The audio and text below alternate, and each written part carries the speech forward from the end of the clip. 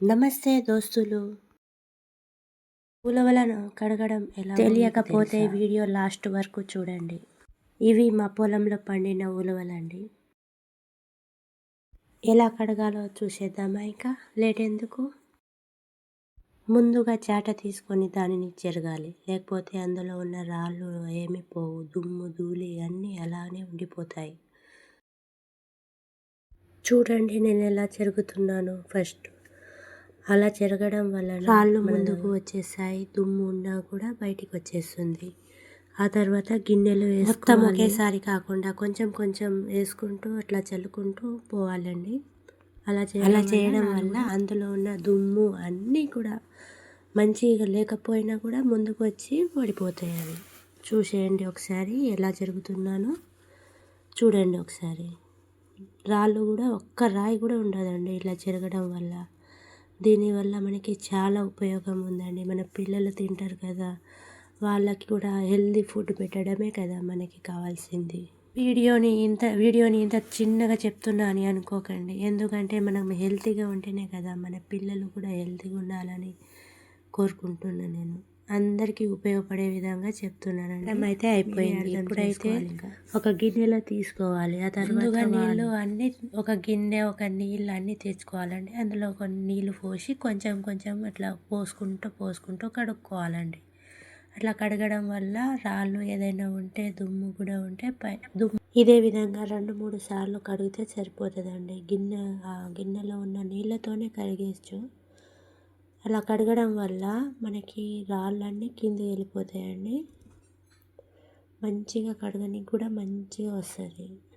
ఉలవలు కూడా చూడండి ఎంత మంచిగా నీట్గా కనిపిస్తున్నాయో. ఖరాబ్ అయిన ఉలవలు పైకి వచ్చేసాయండి, పైన తేలుతాయండి అందులో నుంచి. ఎందుకంటే అందులో మనకి ఉలవలు మంచిగా లేకపోతే అట్లా తేలుతాయి. ఒకసారి గమనించండి మీరే. ఇదే విధంగా కడుక్కుంటూ పోవాలండి. ఎందుకంటే ఉలవలను కడగడం చాలా కష్టం అని అనుకుంటారు, కానీ ఇంత ఈజీ అని ఇప్పుడే మీకు చూపిస్తున్నా అండి. ఈ వీడియో ద్వారా మీకు ఉపయోగపడుతుందని అనుకుంటున్నాను. చూడండి లాస్ట్కి ఎట్లా ఉందో దుమ్ము అంతా. అందులో రాళ్ళను కూడా చూడండి, మీకే చూపిస్తున్నా చూడండి. ఇక రాళ్ళు కూడా బాగా ఉన్నాయండి అందులో.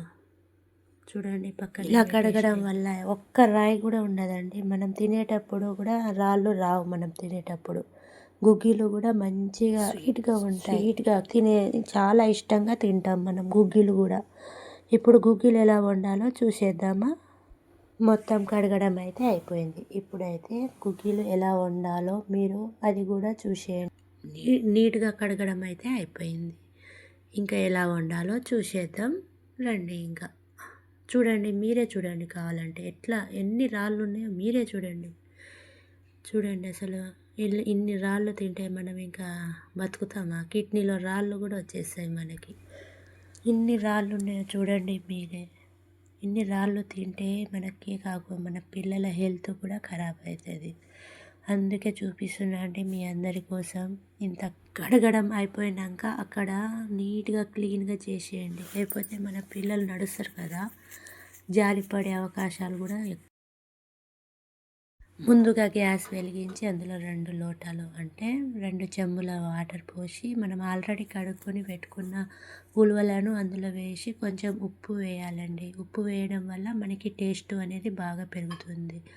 ఆ తర్వాత మూత పెట్టేసి అందులో 3 విజిల్స్ వచ్చే వరకు మనం ఉడికించుకోవాలండి. ఎందుకంటే అవి మెత్తగా ఉడకాలి కదా.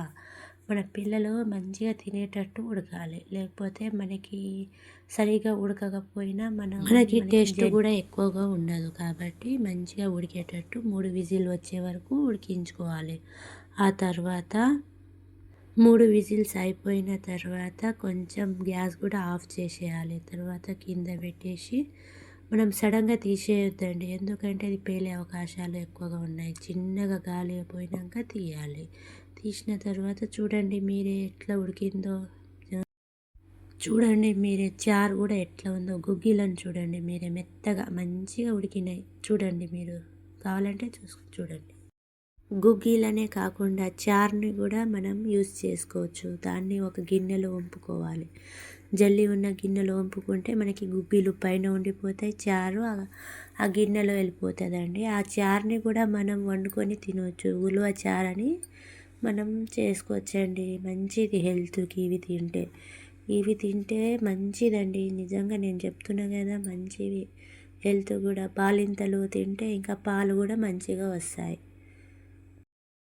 ఇంకా చూడండి మా పిల్లలు ఎలా తింటున్నారో చూడండి ఒకసారి. మా పాప మా అల్లుడు ఇద్దరు కలిసి తింటున్నారు. మంచిగా ఉన్నాయి అత్తమ్మ అంటుండు మా అల్లుడు అయితే. చూడండి ఒకసారి మీరు. Please like and subscribe my channel. ఇలాంటి ఎన్నో వీడియో